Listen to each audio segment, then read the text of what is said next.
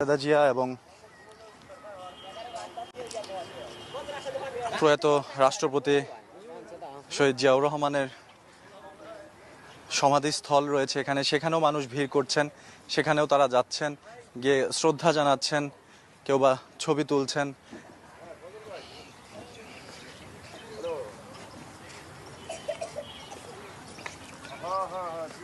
আমরা কথা বলার চেষ্টা করব এখানে যারা দর্শনার্থীরা আসছেন তারা আসলে কেন আসছেন, তাদের অনুভূতি কি সেটি জানার চেষ্টা করব। ভাই, কোথা থেকে এসেছেন? আমি নারায়ণগঞ্জ থেকে আসছি। নারায়ণগঞ্জ থেকে কাকে কাকে নিয়ে এসেছেন? একা এসেছেন? না, পরিবার নিয়ে, আমার ওয়াইফ, আমার ছেলে আছে সাথে। একটু ডাকবেন, সবার একটু অনুভূতি জানতে চাইবো যে আসো। এত দূর থেকে কেন এসেছেন এবং জিয়া উদ্যানে কেন পরিবার নিয়ে এসে কেমন লাগছে সব যদি একটু বলেন আমাদের। বেসিক্যালি আসলে আমাদের দেশের বাড়ি পিরোজপুর, তো ঈদের বন্ধে আমার একটা অপারেশন হওয়ার কারণে যাওয়া হয়নি। তো চিন্তা করলাম যে যেহেতু বন্ধ আছে, পরিবারকে একটু সাথে করে নিয়ে ঘুরে আসি, এটাই আর কি, অন্য কিছু না। স্বামী সন্তান নিয়ে ঘুরতে এসে কেমন লাগছে? অবশ্যই ভালো লাগছে।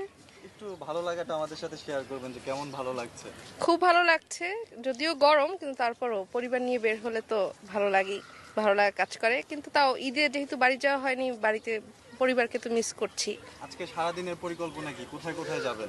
নব থিয়েটারে যাওয়ার পরিকল্পনা আছে। নব থিয়েটার যেহেতু বন্ধের জন্যই আসলে জিয়া উদ্যানে আসা। এই তো, জিয়া উদ্যানে এসে কেমন লাগলো? ভালো লাগলো। খালেদা জিয়া, বেগম খালেদা জিয়া, মেজর জিয়াউর রহমানের কবর দেখলাম, একটু ঘুরলাম। পরিবেশটা এখন ভালো, আগে অবস্থা বেশি একটা ভালো ছিল না, এখন ভালো লাগছে। ধন্যবাদ। আপনার নাম কি? বলো। আপনার নাম কি? বলো ফারিস। আপনার নাম কি? বলো ফারিস। ফারিস। আপনি কোথায় এসেছেন? আপনি কোথায় এসেছেন? কার সাথে ঘুরতে এসেছেন? কার সাথে ঘুরতে এসেছেন? বলো আব্বাজানের সাথে ঘুরতে এসেছি। বলো। বুঝলেন সাথে ঘুরতে এসেছি।